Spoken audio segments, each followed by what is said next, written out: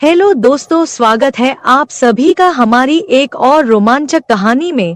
उम्मीद करती हूँ कि आपको यह कहानी बेहद पसंद आएगी।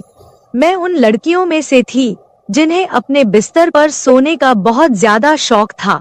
शायद इसकी वजह यह थी कि मैं अपने भाई बहनों में सबसे छोटी थी और हमेशा अपनी माँ के पास सोती थी।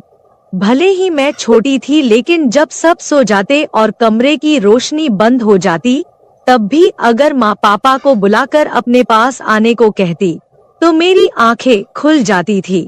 जब मैं छोटी थी और माँ मुझे सुलाने के बाद पापा के पास जाती, तो मैं जाग जाती और रोना शुरू कर देती। मुझे माँ के बिना बिल्कुल भी नींद नहीं आती थी। जब तक मैं माँ के चेहरे पर हाथ नहीं रख लेती, मुझे सुकून नहीं मिलता था। लेकिन जैसे जैसे मैं बड़ी और समझदार होती गई, माँ ने मुझसे कहा कि अब मुझे अपनी बड़ी बहन के साथ दूसरे कमरे में सोना चाहिए। मैंने फौरन इनकार कर दिया और माँ के सीने से चिपक गई। मैंने कहा, नहीं, मैं तो बस आपके ही पास ही सोऊंगी। मुझे आपके बिना नींद नहीं आती। माँ एक ठंडी सांस लेकर कहती है, बेशर्म, तुझे तो जरा भी शर्म नहीं है। उस वक्त मुझे इन बातों का मतलब समझ नहीं आता था, लेकिन जैसे जैसे मैं बड़ी होती गई, एक रात जो आवाज मैंने सुनी उसने मुझे हैरान कर दिया। उस रात मैं अचानक जाग गई और जब माँ मुझे सुलाकर पापा के बिस्तर पर गई, तो मैंने कुछ अनजानी आवाजें सुनी। पहले तो मैंने सोचा कि माँ का पल्लू पकड़ लूं, लेकिन फिर चुपचाप आंखें बंद करके उन आवाजों को सुनने लगी। उन आवाजों ने मेरे कानों की लो को सुर्ख कर दिया। मैं खामोशी से आंखें बंद किए आवाजें सुनती रही और उसके बाद तो यह जैसे रोज का ही माहौल बन गया था। यह अनुभव मेरे लिए कुछ नया और अनोखा था, जिसने मुझे बहुत जल्दी समझदार और परिपक्व बना दिया। शायद इसलिए क्योंकि मैं बहुत ज्यादा सोचती थी और हर बात की तह तक जाने की कोशिश करती थी। मुझे भी धीरे धीरे शर्म महसूस होने लगी थी, इसलिए मैंने खुद ही उस कमरे में सोना शुरू कर दिया जहां मेरी बहनें सोती थी। मुझसे बड़ी 3 बहनें और 2 भाई थे। समय बीतता गया और सभी शादी की उम्र तक पहुंच गए। मेरे सभी भाई बहनों की मुझसे पहले ही शादियां हो गई। जब मेरी शादीशुदा बहनें किसी फंक्शन के लिए हमारे घर आती, तो रात को छुपकर तीनों आपस में बातें करती और खूब हंसती। लेकिन जैसे ही मैं वहां पहुंचती, सब चुप हो जाते। जब मैं उनसे पूछती कि क्या बातें हो रही है, तो वे मुझे कहते, तुम अभी छोटी हो जाओ। हालांकि मैं 18 साल की हो चुकी थी, लेकिन वे मुझे अभी भी बच्ची समझती थी। धीरे धीरे मैं इतने चतुर हो गई कि जब भी मेरी बहनें आती, तो मैं जानबूझकर सोने का नाटक करती और उनके बीच बिस्तर पर सो जाती। फिर वे तीनों बैठकर चटखारे लेते हुए आपस में बातें करती, जो पति पत्नी के बीच रात के अंधेरे में होती है। मेरी तीनों बहनें हमेशा आपस में सब कुछ साझा करती थी और साथ मिलकर शरारतें करती थी। मैं भी उनकी बातें सुनती थी और खुद को संयमित रखने की कोशिश करती थी। शादी के बाद की जिंदगी खुशियों से भर जाती है, यह बात मैं जान चुकी थी, इसलिए मेरे दिल में भी एक हलचल मचने लगी थी। मैं सोचने लगी कि काश मेरी भी शादी हो जाए, मेरा भी एक पति हो और वो मेरे साथ भी वही सब कुछ करें जो मेरी बहनों के साथ होता है। शादी के बाद ये सब जायज हो जाता है और इसमें सुकून भी मिलता है। यह सोच सोच कर मेरा दिल जोर जोर से धड़कने लगता था। पढ़ाई पर ध्यान देने की बजाय मैं शादी के बाद की ख्वाब देखने लगी। हर रात एक अजीब सी बेचैनी मेरी रग रग में समा जाती थी। मैं जब कमरे में अकेली होती, तो अपने मोबाइल पर इंटरनेट पर लड़के लड़कियों की रोमांटिक सॉन्ग देखती और फिर खुद को उस लड़की की जगह महसूस करती। मैं उस लड़के की जगह अपने भावी पति की कल्पना करती और सुकून महसूस करती थी। एक दिन मेरी बड़ी बहन घर आई हुई थी। भाभी और मेरी बहन आपस में कुछ ऐसी बातें कर रही थी जिन्हें सुनकर मेरी बेचैनी बढ़ती जा रही थी। मैं खुद पर काबू पाने की कोशिश कर रही थी, लेकिन अंततः मैं खुद को रोक नहीं पाई और रात को फिर से वही वीडियो देखने लगी। उसी वक्त मेरी बहन जाग गई और उसने मुझे यह सब करते हुए देख लिया। उसने मेरा मोबाइल छीन लिया और मेरे चेहरे पर एक थप्पड़ मार दिया। फिर गुस्से में बोली, अपनी उम्र देख और अपने काम देख। मैं समझ नहीं पा रही थी कि तू पढ़ाई पर ध्यान क्यों नहीं दे रही थी। तू तो वक्त से पहले ही इन गंदे कामों में पड़ गई है। तुझे बहुत शौक है अपनी जिंदगी में किसी को शामिल करने का। देखती हूँ सुबह माँ से कहती हूँ कि तेरी यह बेटी एक दिन तेरा मुंह काला करके चली जाएगी। इससे पहले कि कुछ और बुरा हो इसे यहाँ से चलता करो। जब मेरी बहन को मेरी इस हरकत का पता चला तो मैं बहुत डर गई। मैं रोने लगी और उससे हाथ जोड़कर माफी मांगने लगी। नहीं दीदी, ऐसा कुछ नहीं है, मैं तो बस ऐसे ही देख रही थी। लेकिन उसने मुझे खूब डांटा। अगले दिन मेरी बहन ने मुझे मेरा मोबाइल वापस कर दिया, लेकिन यह वादा लिया कि अगर दोबारा इस तरह की फिजूल वीडियो देखी तो अंजाम बुरा होगा। मैंने भी तौबा कर ली थी। पर जब मैं कॉलेज जाती और अपनी सहेलियों को उनके बॉयफ्रेंड के साथ गंदी बातें करते हुए सुनती तो फिर से मेरे अंदर वही भावनाएं जागने लगती। मैं 18 साल की थी जब मेरी बहन ने एक बार फिर मुझे मोबाइल पर वही वीडियो देखते हुए देख लिया। वह कहने लगी, तुझसे मना किया था ना, फिर भी नहीं मानी। लगता है तेरी जवानी कुछ ज्यादा ही जोश दिखा रही है। चल अब माँ को बताती हूँ। मुझसे रहा नहीं गया तो मैंने गुस्से में कह दिया, हाँ, खुद तुम लोग शादी करके अपनी जिंदगी एंजॉय कर रहे हो और मुझे एक वीडियो भी नहीं देखने देती। इससे अच्छा तो माँ से कह दो कि मेरी भी शादी करवा दो। मैं शादी लायक हो चुकी हूँ, घर के काम भी अच्छे से कर लेती हूँ और पढ़ाई लिखाई में मेरी वैसे भी कोई खास दिलचस्पी नहीं है। जब भी मैं कुछ कहती हूँ लोग मेरी माँ बनकर मुझे डांटने पर तुले रहते हैं। मेरी बहन ने मुझे थप्पड़ मारा और कहा, क्या जमाना आ गया है, जाओगी तब सीधी हो जाओगी। ससुराल में सिर्फ पति ही नहीं होता बल्कि ढेर सारी जिम्मेदारियां भी होती है। हम तो ससुराल की थकान लेकर मायके में आकर चैन की सांस लेते थे। रात को पति का मूड देखना पड़ता है, गुस्सा सहना पड़ता है और सुबह से ननद, देवरानी और जेठानी दिमाग खराब करती है। महंगाई और बिजली के बिल वैसे ही सरदर्द देने के लिए तैयार रहते हैं। तुम्हें शादी आसान लगती है लेकिन असल में ऐसा नहीं है। मेरी बहन ने मुझे बहुत समझाया लेकिन मैं कहाँ समझने को तैयार थी। मेरे लिए भी रिश्ता देखा जाने लगा। सबसे पहले जो रिश्ता आया वो मेरी भाभी के खानदान का था।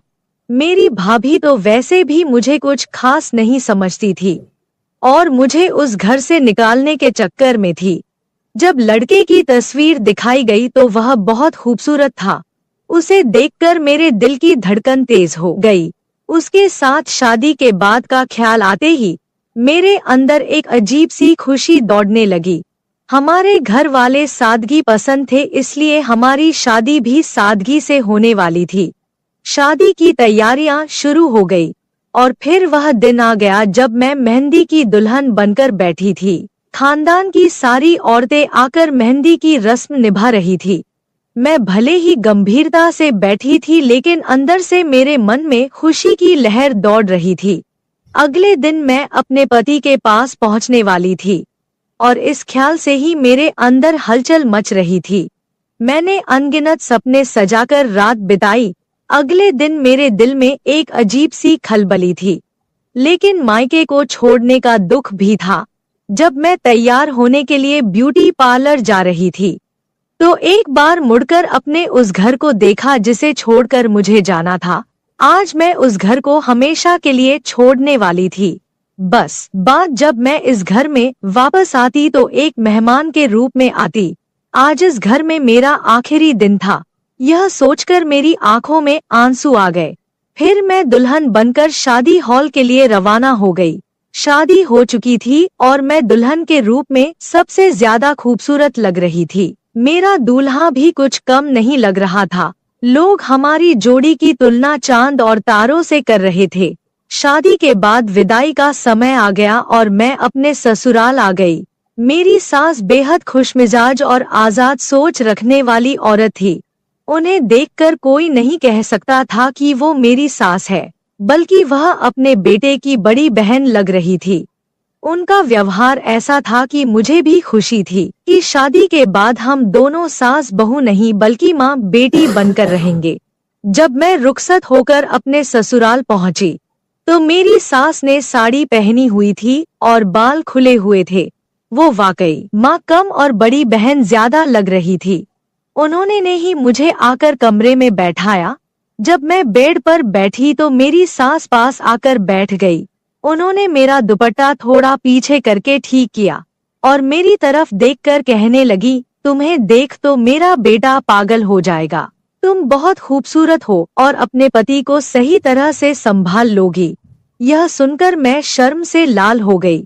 मैंने कभी सोचा भी नहीं था कि मेरी सास इस तरह की बातें कर सकती है। मैं मुस्कुराई तो वो कहने लगी, अरे बहू, मुझे बाकी सास जैसा मत समझो, मैं तुम्हारी दोस्त बनकर रहेंगी।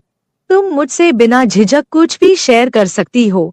उनकी बातें सुनकर मेरा मन हल्का हो गया और मुझे यकीन हो गया कि हमारा रिश्ता सास बहू से बढ़कर दोस्ती का होगा।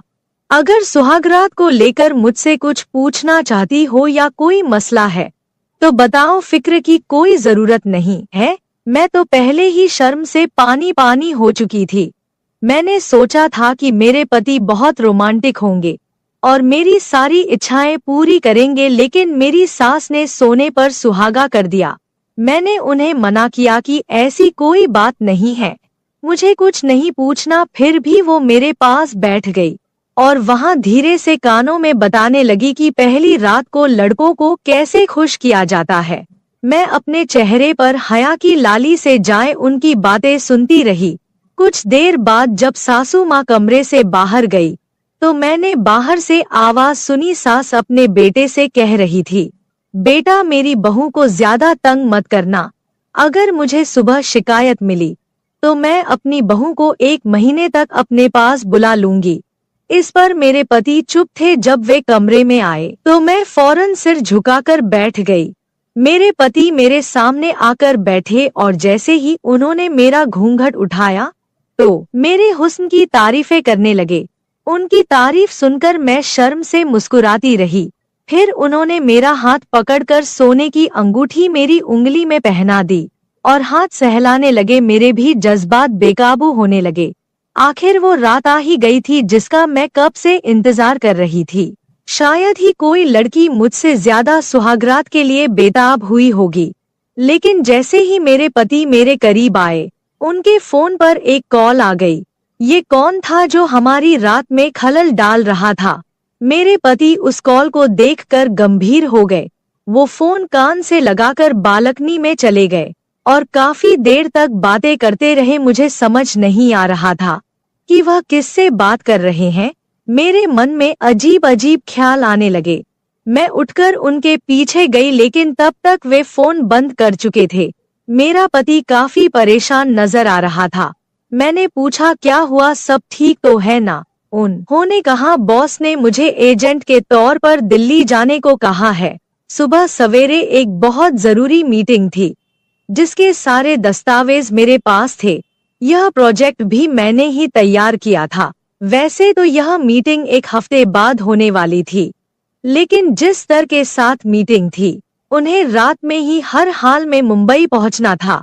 इसलिए मुझे दिल्ली के लिए निकलना पड़ेगा ताकि सुबह की मीटिंग में समय पर पहुंच सकूं। मेरे सारे अरमानों पर जैसे पानी फिर चुका था। फिर सभी जाग चुके थे। सास तो पहले से ही तैयार थी और ससुर ने भी ढीला ढाला सा लिबास पहन रखा था। वैसे यह मानने वाली बात थी कि दोनों अपने जवान बेटे के माता पिता होने के बावजूद खुद भी बिल्कुल जवान लगते थे। मेरी सास जो न जाने सुबह शाम सुर्ख गुलाब खाती थी, उनके चेहरे की चमक देखकर मुझे लगता था कि मानो वो किसी रानी के समान हो। जब मेरे पति ने उन्हें बताया कि उन्हें इमरजेंसी में जाना पड़ेगा तो दोनों ही चिंतित हो गए। वे कहने लगे, मत जाओ, तुम्हारी बीवी क्या सोचेगी? आज तुम्हारी शादी की पहली रात है, खास रात है, मत जाओ। लेकिन मेरे पति ने कहा कि नौकरी चली जाएगी, उस रात का क्या है, हमने तो पूरी जिंदगी एक साथ गुजारनी है। मेरे पति जैसे तैसे समझाकर वहां से चले गए और मैं बस मुंह देखती रह गई। मैंने उनके सामान पैक करने में मदद की थी। जब वह एयरपोर्ट के लिए निकल चुके थे तो ससुर उन्हें छोड़ने गए। सास मेरे पास आकर बैठ गई और बार बार माफी मांगने लगी, लेकिन मैंने कहा कोई बात नहीं, हो जाता है। जब ससुर लौटकर आए तो दोनों अपने कमरे में चले गए और मैं कपड़े बदलकर बिस्तर पर सोने के लिए लेट गई। अंदर से मैं बहुत बेचैन थी और सोच रही थी कि अब ये 2 दिन कैसे काटूंगी। खैर, जहाँ इतने साल निकाले हैं वहाँ से 2 दिन भी निकाल दूंगी। उस रात मैं सो गई। सुबह कुछ मेहमान मेरे मुंह दिखाई के लिए आए थे। हर कोई पूछ रहा था तुम्हारा पति कहाँ है, दूल्हे के बिना तो दुल्हन अधूरी होती है। इस तरह की बातें सुनकर मैं शर्म से लाल हो रही थी। फिर मेरे मायके से मेरी बहनें और भाभियां आई। मेरी बहनें शरारत से पूछने लगी, बताओ कल रात क्या हुआ, कुछ हुआ भी या उससे पहले ही तुम्हारा पति चला गया। मैंने गहरी सांस लेकर अपने आप को संभाल लिया।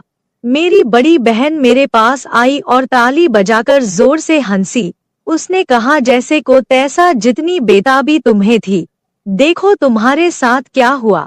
मेरा तो बस नहीं चल रहा था, वरना अभी तुम्हारा गला दबा देती। फिलहाल 2 दिन बाद मेरे पति को वापस आना था। मुझे लगा कि ये 2 दिन पल झपकते ही गुजर जाएंगे। मैं अपनी सास के साथ काफी घुल मिल गई थी। उनके चेहरे पर इतनी चमक थी कि कई कुंवारी लड़कियां भी ऐसी चमक के लिए तरसती थी। लेकिन मेरे पति मुझसे और दूर होते जा रहे थे। अब वह कहने लगे कि 2 हफ्ते बाद आएंगे, जबकि मैं यहाँ सास ससुर की खूब सेवा कर रही थी। उस दिन जब मेरी सास ने हमारे लिए चाय बनाई और लिविंग रूम में लाई तो मैं उनके पास ही बैठ गई। मैंने उनके चेहरे की ओर देखा और कहा, अरे मम्मी जी, आप ऐसा क्या खाती है? आपको देखकर बिल्कुल भी नहीं लगता कि आप एक जवान बेटे की माँ हैं। इतनी चमक तो आजकल की कुंवारी लड़कियों में भी नहीं होती। मेरी बात सुनकर सास हंसते हुए बोली, अरे पगली, तेरे ससुर मुझसे इतनी मोहब्बत करते हैं। इस उम्र में भी पूरी रात मुझे सुकून और खुशी देते हैं। जब और औरतें इन चीजों के लिए तरसती है, मेरे पास वो सब कुछ है, फिर क्यों न मैं किसी जवान लड़की की तरह चमकती रहूं। सास की बात सुनकर मैं शर्म से लाल हो गई। उस रात मैं बेचैन होकर सोने की कोशिश करती रही, लेकिन आधी रात को बेचैनी इतनी बढ़ गई कि पसीने से भीग गई और गला सूख गया। मैंने देखा कि पानी का गिलास खाली था, इसलिए मैं किचन की ओर चल पड़ी।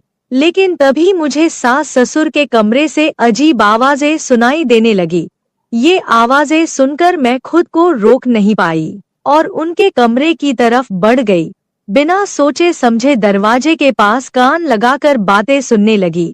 जो आवाजें मैंने सुनी उसने मुझे शर्म से पानी पानी कर दिया। ये लोग बुजुर्ग हो चुके थे, लेकिन इस उम्र में भी ये सब कर रहे थे। मेरी सास उनसे कह रही थी, मेरी उम्र का लिहाज कर लो, घर में जवान बहू है। लेकिन जो जवाब मेरे ससुर ने दिया उसे सुनकर मेरे पैरों तले जमीन ही खिसक गई। मैं बिना पानी पिए ही वापस कमरे में जा चुकी थी। काफी देर तक सोचती रही कि क्या जो मैंने सुना वो सच था या मेरी गलतफहमी थी। मेरा ससुर अपनी बीवी से कह रहा था, अरे तो क्या हो गया, वो कौन सी दूध पीती बच्ची है, वो भी तो हमारे बेटे के साथ यह सब करने के लिए ही आई है। यह अलग बात है कि बेचारी अब तक ठंडी पड़ी है। यह सुनकर मेरे होश उड़ गए थे। मैं कभी सोच भी नहीं सकती थी कि एक ससुर अपनी बहू को लेकर इस तरह की बातें कर सकता है। सुबह जब सास ससुर कमरे से बाहर आए तो मैं उनसे नजरें मिलाने की हिम्मत नहीं कर पा रही थी। मुझे ससुर से अजीब सा डर महसूस हो रहा था, क्योंकि अब मैं उनकी नजरों का इशारा समझ चुकी थी। वो मुझे सर से पैर तक अजीब निगाहों से घूर रहे थे। जब मैंने पति से बात करने की कोशिश की तो उन्होंने यही कहा, मैं बिजी हूँ, बहुत काम है, वापस आने में समय लगेगा। एक दिन सास का ब्लड प्रेशर बढ़ गया। वो कहने लगी, बहू किचन में दबा रखी है, जरा दूध में घोल कर दे दे, उससे मुझे सुकून मिलेगा। मैंने दूध का गिलास निकाला और उनके ब्लड प्रेशर की दवा में डालने के बजाय उसमें नींद की दवा में मिला दी, जिसे पीकर मेरी सांस चकराने लगी और मैं उन्हें कमरे में लेटा आई। लेकिन अब घबराहट हो रही थी। कि कहीं कुछ गलत न हो जाए। उसी वक्त मेरे पति का मेरी सास के फोन पर कॉल आया। उन्होंने कभी मुझे कॉल नहीं किया था। मैंने फोन उठाया और जैसे ही कान से लगाया, पति ने कहा, सुनो, अपनी बहू को बता दो कि मैं अब वापस नहीं आने वाला। मैंने यहाँ किसी और लड़की से चक्कर चला लिया है और वह मेरे बच्चे की माँ बनने वाली है। सुहागरात को भी उसी ने मुझे फोन करके दिल्ली बुलाया था। वह अमीर बाप की बेटी है और कह रही है कि अगर मैंने उससे शादी नहीं की तो मुझ पर केस कर देगी। यहाँ की पुलिस तो आप जानते हैं कितनी सख्त है। मजबूरी में मुझे उससे शादी करके उसके बच्चे को अपनाना पड़ेगा और बदले में मुझे करोड़ों की जायदाद भी मिल रही है। फिर भला क्या रखा है आपकी उस बहू में? बहुत जल्द मैं आप दोनों को भी यहाँ बुला लूंगा। सुकून की जिंदगी गुजारेंगे, बस किसी तरह इस नालायक बहू से पीछा छुड़ा लें। यह सुनते ही मेरे पैरों तले जमीन खिसक गई। सारे सपने मिट्टी में मिल चुके थे। मैं अपनी सास को उस हालत में छोड़कर घर लौट आई। रो रो कर मैंने अपने माता पिता और भाइयों को सब कुछ बताया। वे तुरंत मेरे ससुराल पहुँचे और जमकर बहस हुई। मेरे सास ससुर ने यहाँ तक कह दिया कि एक बार जायदाद हमारे बेटे के नाम हो जाए, फिर हम उसे भी छोड़ देंगे और रिया ही हमारी बहू रहेगी। लेकिन मेरे पिता ने साफ मना कर दिया। कुछ सालों बाद अदालत में केस चला और मेरा अपने पति से तलाक हो गया। कम उम्र में ही मैंने ये सब झेला। मेरी बहन सही कहती थी कि शादी के बाद बहुत कुछ ऐसा होता है जो एक लड़की की जिंदगी को पूरी तरह बदल देता है। जो मैं कभी हंसमुख, चुलबुली और भावुक हुआ करती थी, अब खामोश रहने लगी थी। अब मेरी उम्र 25 साल हो चुकी है। मेरे लिए कई रिश्ते आते हैं, लेकिन मर्दों पर से मेरा भरोसा पूरी तरह से उठ गया है। शादी का नाम सुनते ही मेरा दिल डर से कांप उठता है। आपको क्या लगता है, क्या मुझे शादी कर लेनी चाहिए या सभी मर्द ऐसे नहीं होते हैं? अगर मुझे फिर से धोखा मिला तो? दोस्तों, यह थी मेरी कहानी। दोस्तों, मैं आप लोगों को दिल से धन्यवाद करती हूँ। आप लोग के सपोर्ट से मेरी YouTube फैमिली। दोस्तों, ऐसे ही अपना प्यार और सपोर्ट बनाए रखें और जल्दी से जल्दी सब्सक्राइबर पूरा कर दीजिए। दोस्तों, मैं आपको एक से बढ़कर एक कहानी रोज लाती रहूंगी दोस्तों। पर दोस्तों, अभी भी जो लोग चैनल को सब्सक्राइब नहीं किए हो, जल्दी से कर दीजिए और वीडियो को लाइक करके मेरा सपोर्ट कर दीजिए।